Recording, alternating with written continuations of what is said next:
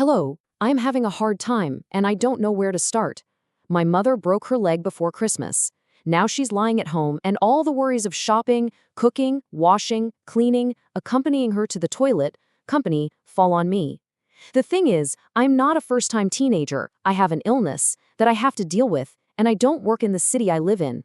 My workday, including the trip, lasts 10.5 to 11 hours. After I get home, I do some shopping, go to my mother's, where the conversations boil down to how unsuccessful my child is, how insufficient what I do for her is, how badly I clean, how I lie that I'm tired, and then I go home. I really only have the strength to take a shower and go to bed. I don't sleep well, I wake up often, I take melatonin, sometimes it helps, sometimes it doesn't, but in the end, I feel tired just by getting up. The thing is, my mother sends me messages on Messenger all night. Some deep phrases, videos, articles about what a mother is, how we are obliged to take care of her because when she is gone we will already suffer, articles, poems about abandoned elderly people, etc. All this at least 3 posts a night. I can't turn off my phone alarms because I have life-saving alarms from an app installed on my phone. My mother knows this, and I have asked her not millions, but billions of times after 10 p.m. not to send me messages because I sleep lightly and I wake up every time. I wonder if I am really that bad that I have to be reprimanded every night with these deep messages, or if my mother hardly thinks about anyone else except herself. Thanks to those who share their opinions in advance. What you've just heard? Wow, that's not just someone having a hard time, right? That is the description of a deep, profound personal crisis. So in this analysis, we're going to unpack the layers of what's happening here. And the goal isn't to place blame, not at all. It's about finding some clarity and hopefully a path forward. You know, right at the heart of all this exhaustion is just this constant draining barrage of criticism. It's not just that no one's saying thank you. No, it's way more than that. It's an active takedown of every single thing they do. I mean, imagine this. You run a whole marathon, you're completely spent, and you get to the finish line, and someone's there telling you that you didn't run fast enough, and you're just faking being tired. That's what this feels like. That is the emotional reality we're talking about. And all of that criticism, all of that invalidation, it leads to this soul-crushing question, doesn't it? Am I really that bad? That's the question you start asking when your own reality is being undermined over and over again. You start to doubt everything, your own perceptions, whether you're a good person, even if you're really tired. It's a question that comes from being trapped between this deep sense of duty and the absolute need to just survive. So, to get to the bottom of that question, we have to recognize that what's going on here is so much more than just being tired. This is a complex crisis, you know? It's got these different parts that are all tangled up together. So, let's break it down. Okay, let's get one thing straight, because this is absolutely crucial. This is not the story of a bad child or some kind of personal failure. Not even close. This is the story of a person who has been pushed way, way past the limits of what anyone can endure. That whole narrative of being bad or ungrateful, it's a distortion. Frankly, it's a weapon that's being used to keep this impossible situation going. When you look closely, you can see this crisis really has 3 distinct layers. First up, there's the sheer physical overload. Think about it. A full-time job, a long commute, a second full-time job as a caregiver, and managing a chronic illness. It's just impossible. Then, second, you have what can only be called emotional abuse. That constant criticism, the belittling. It's not just mean, it's corrosive. It eats away at you. And third, and this one is so important, is the systematic sleep deprivation. Deliberately waking someone up night after night, especially when you know they need their rest for life-saving reasons, that is a profound violation. Now, these 3 things, the physical overload, the abuse, the sleep deprivation, they aren't just random, disconnected problems.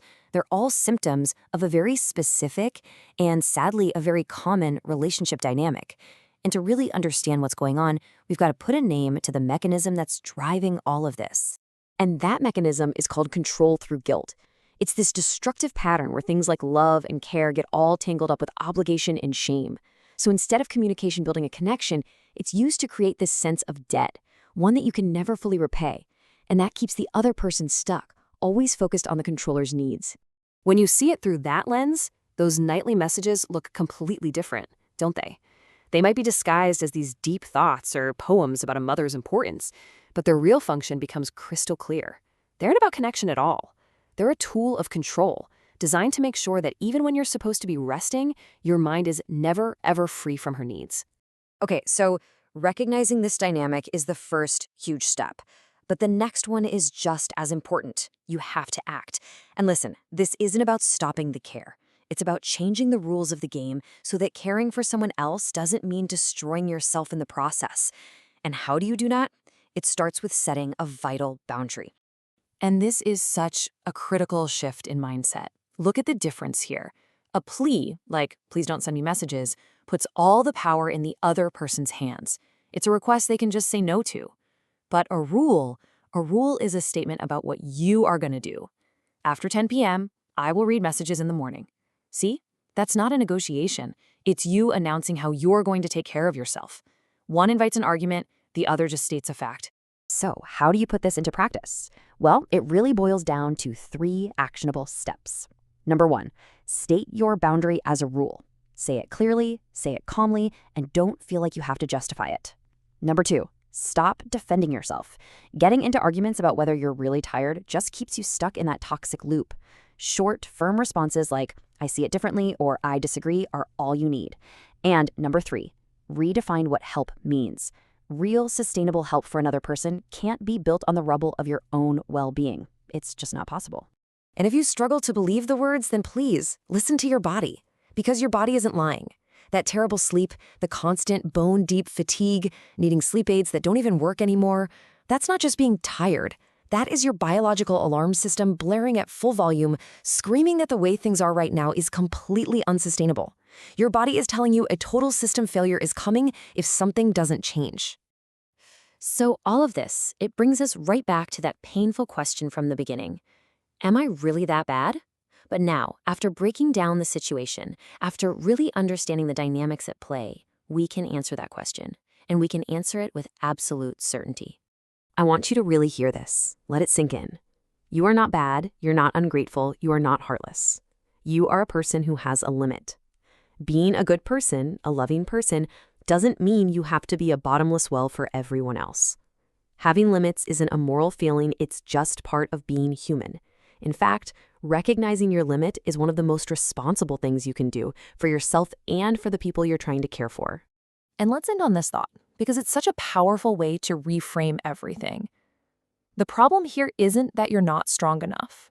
The problem is that you have been strong for too long. You've used up so much of your strength that you've reached the breaking point.